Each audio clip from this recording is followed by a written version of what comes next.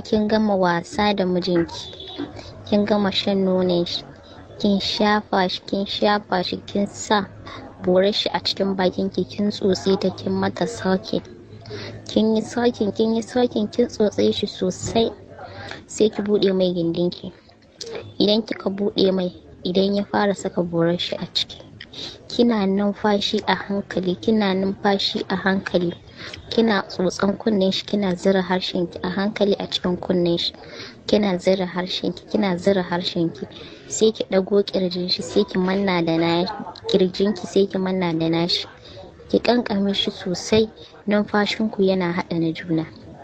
Ki kama shi sosai a jikinki, ki rungume shi matuƙa, kina yi kina buɗe ƙafafunki, kina ƙara buɗewa yana shigar ki sosai, ki ƙara buɗe jikinki. Idan fa zaki ki saki jikinki, ba wai ki dinga kankama jiki kina matsa nan ba.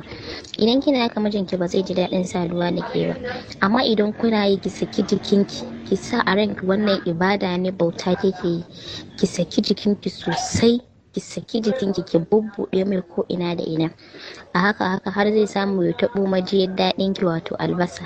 Kina yi kina ƙara tura mai ƙugun ki, shi kuma yana ƙara zira borar shi a cikin gindin ki saki jikinki matuƙa. Nan take zaki ga mijinki ya ƙara ƙanƙame ki, numfashin shi ya canza, ya ci gaba da cinki da ƙarfi. To anan ne zaki ƙara matsa jikinki ta ciki, ki matsa gindinki sosai ta ciki, sai ki ga ya kawo cikin nishaɗi da kwanciyar hankali. Kin jiyar da mijinki daɗi kenan. Sai kuma sirri na biyu shine, idan har dare yayi, kuna falo kun gama wasannin ku a falo, kun gama kallo haka, sai ki matsa ki kwanta a kirjin shi, ki fara shafa sajen shi, ko da bai da saje ki fara da shafa shi, sannan ki zo kan kirjin shi ki fara mai tafiya tsutsa.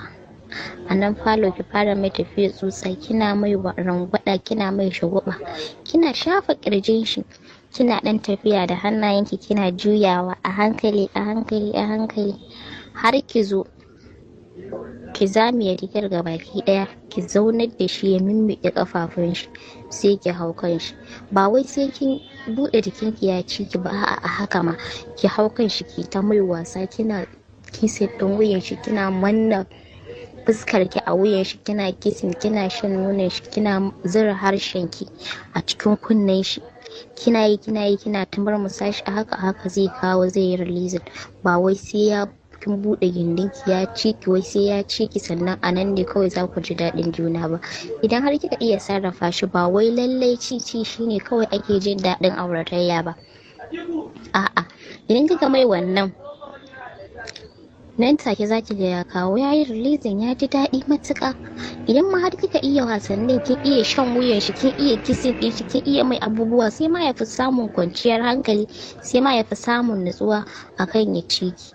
Don Allah mata mu daure mu kuma jajirce, mu ba da rayuwar mu da farin cikin mu gurin iya ya zamu satisfated din mazajen mu, ya zamu biya musu bukata, ya zamu mallaki zuciyoyinsu, domin shi mallakar zuciyar namiji yafi komai sauki.